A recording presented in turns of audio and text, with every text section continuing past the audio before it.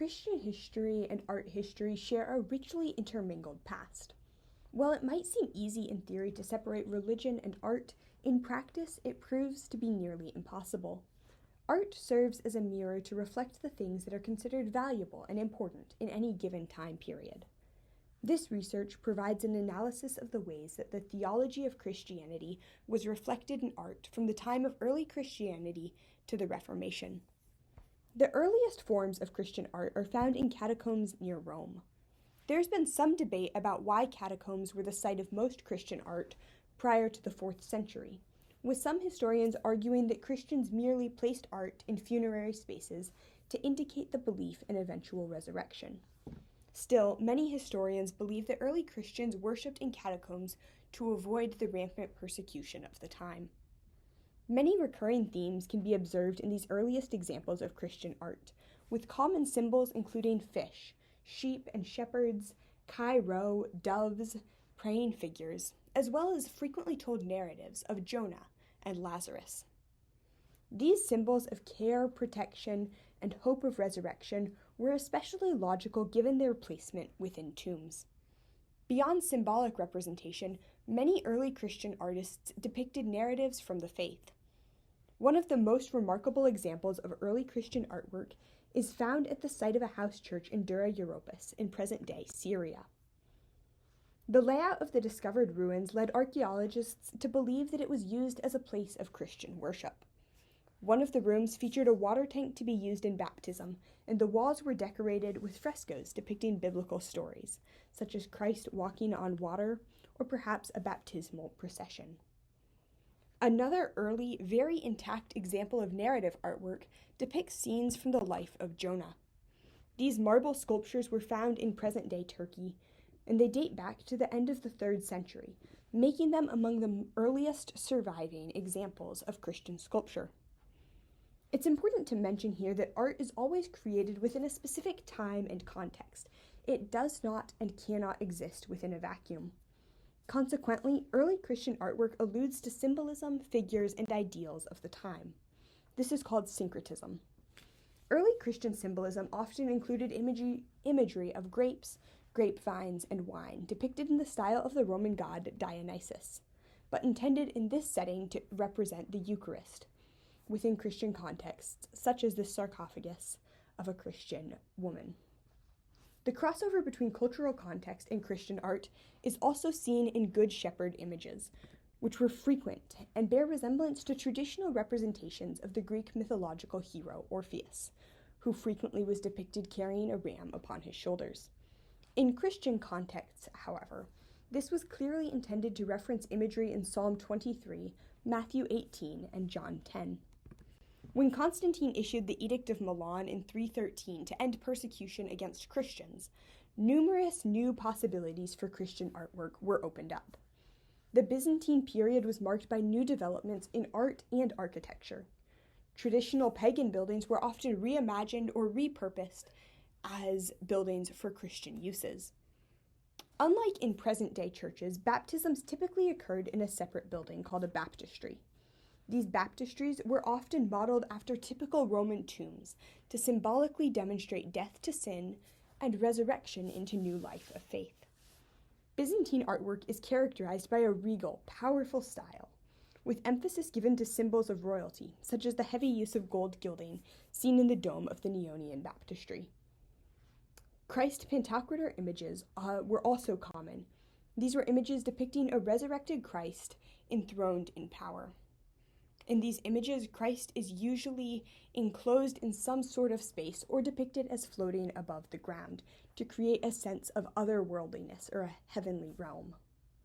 This illusion of heaven is further visualized with the use of gold backgrounds instead of any recognizable landscapes. In the following centuries of the Byzantine period, artists and patrons continued to develop a symbolic language for Christianity. Through this, early differences between the Eastern and Western traditions began to emerge, long before the Great Schism of 1054. This was seen in the use of relics by the Western Church and icons by the Eastern Church. The Western Church continued to draw from traditional mythological imagery and secular themes, drawing confirmation from Augustine's belief that both scripture and worldly things could point to God. Western tradition also valued the use of relics, holy objects that were believed to make prayers more effective or to have healing power. In Eastern tradition, however, images of biblical figures or saints were preferred as objects, and these were used to draw focus and aid in prayer. In the later Byzantine period, the use of such icons came under scrutiny, and Emperor Leo III ordered the destruction of icons in 726, an action that was known as the iconoclasm. This was done over concerns of idolatry, but it may also have been an attempt to curb the power of monastic influences that frequently used these objects in devotional practice. Islam, which also prohibits the use of representational artwork, was a growing influence in the region, and it may have also influenced iconoclasts in their actions. At the Second Council of Nicaea in 787, Empress Irene reinstated the use of icons, with a distinction made between the types of worship that were appropriate. It was decided that worship could be categorized as latria, which is worship in the strictest sense. It's the highest level of worship reserved only for God. And then dulia, a lesser form of veneration or respect that would be appropriate for saints, such as those depicted in icons. Despite this distinction, another period of iconoclasm was reinstated in 813 and then later revoked in 843. In the medieval period, illuminated manuscripts became quite popular, and they allowed for great artistic expression. These handwritten and intricately painted Bibles and prayer books survive as beautiful objects of liturgical and personal devotional practice. Many of the symbols and ways of depicting stories are still found in Christian art and can trace their roots back to illuminated manuscripts. Abbot Suger was responsible for commissioning the first example of architecture in the Gothic style, the Abbey Church at Saint-Denis. The Gothic style is rich in Christian symbolism, with the general premise of drawing attention to light, beauty, and heaven.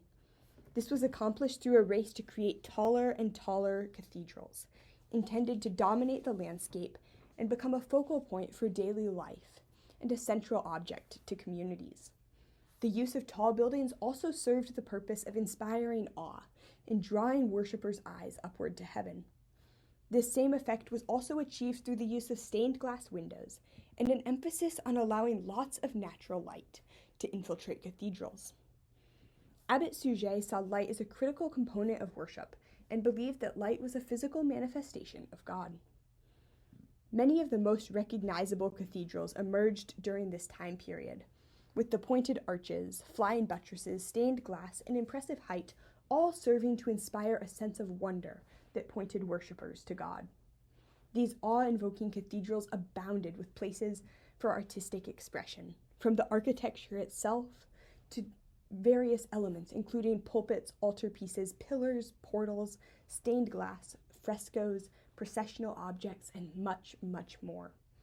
It was during this time that there was a transition from the otherworldly artistic remnants of the Byzantine period, that heavy use of gold, those flattened figures, to more of an emphasis on individuality and relatability. This was a critical component of the Renaissance. It's a common misconception that Renaissance humanism was a shift away from religious structures and faith. However, this was not the case. Themes of faith and church involvement in the arts remained as strong as ever. There was simply more focus on depicting unique figures and returning to the naturalistic ideal and the naturalistic style of classical Greco-Roman antiquity. There was also an emphasis on depicting familiar locations, such as in Fra Angelico's setting of the Annunciation, where he set the Annunciation as occurring within a familiar feeling Italian garden. During the Renaissance, the church played a significant role in the creation of artwork. Much artwork was commissioned by or for the church. Even when artists were commissioned to create a piece for a private patron, it often included religious themes or narratives. Some of the most impactful artwork was created during the Renaissance. However, some of the corruption evident in commissions during this period likely had a large role in inspiring the Protestant Reformation. One example of this corruption is that private patrons were often encouraged to commission altarpieces frescoes, and even entire chapels as a way of atoning for sin. By doing this, artwork became a form of an indulgence, which was a significant complaint of the Reformers. A particularly egregious example of artistic patronage being used to atone for sin is in the commissioning of the private chapel, Arena Chapel. This private chapel was commissioned by Enrico Scravini to atone for his and his father's sins. The Scravini family gained their wealth through usury, the practice of lending money at exorbitant and exploitative rates. The Scrivinis were so well known for this that Enrico's father actually made an appearance in Dante's Inferno as an example of a sinner. Although Enrico's goals may have been in part an attempt at atoning for sin, he also appeared to use the project as a means of displaying his own affluence and power. He hired two of the most famous artists of the early Renaissance, Giotto and Giovanni Pisano, to construct and decorate the private chapel.